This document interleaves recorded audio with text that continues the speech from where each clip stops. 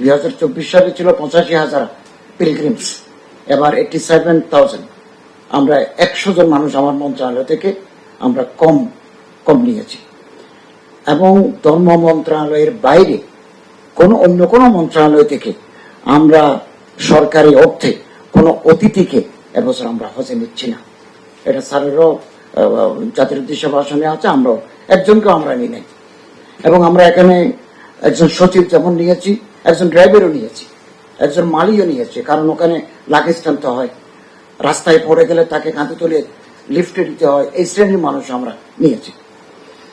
এবং আজকে আমরা 2:15 আমাদের বিমান ছেড়ে যাবে। 10টা ফ্লাইট, আজ রাত থেকে কালকে দিনের ভিতরে 10টা ফ্লাইটে 4,100 জন হজযাত্রী পবিত্র মক্কা শরীফে পৌঁছবে। ইতিমধ্যে আমরা লব্বাইক মোবাইল অ্যাপস, যেটা স্যারের নিবিড় নির্দেশনায় আমরা এটা তৈরি করেছি, এবং সচিব সাহেব আছেন, আমাদের সংশ্লিষ্ট মন্ত্রণালয়। অনেক অনিশ্চয়তা ছিল যেটা পারা যাবে কি যাবে না, কারণ এটা এইভাবে কাজ আগে হয়নি কোনোদিন। যে পরিমাণ পরিশ্রম এবং এর প্রতি কঠোরভাবে আগ্রহ সৃষ্টি করা হয়েছে সর্বস্তর মন্ত্রণালয়ে, এবং যার মাধ্যমে আজকে এটা আমরা উদ্বোধন করতে পারছি এবং সঠিক সময়ে হজযাত্রীরা রওনা হওয়ার আগের মুহূর্তে আমরা করতে পারছি। তার জন্য যারা এর সঙ্গে যুক্ত ছিল, মন্ত্রণালয়ের বাইরে যারা এটাকে তৈরি করেছেন, তাদের সবাইকে অভিনন্দন জানাচ্ছি। এটা একটা মস্ত বড় পদক্ষেপ, যেহেতু এটা আগে কোনোদিন হয়নি। এটা একটা চিন্তা ছিল, চিন্তাকে বাস্তবায়ন করা, বাস্তবে রূপ দেওয়া। রূপ দিতে গিয়ে নানা ভুল ভ্রান্তি হয়, তার মধ্যে সংশোধন হয়েছে। এই সংশোধন করার পরে এটা এখন ব্যবহারযোগ্য অবস্থায় এসছে, যে কারণে আমরা আনন্দ বোধ করছি, উৎসাহিত বোধ করছি যে এটা হজযাত্রীদের অনেক দুশ্চিন্তা থেকে রক্ষা করবে এবং অযথা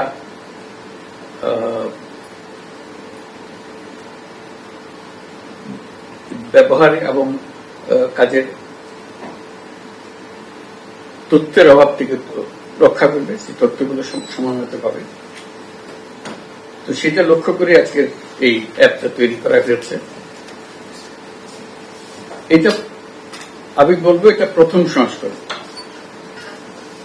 আসলটা হবে এই ব্যবহার করতে গিয়ে আমরা যা অসুবিধার সম্মুখীন হলাম।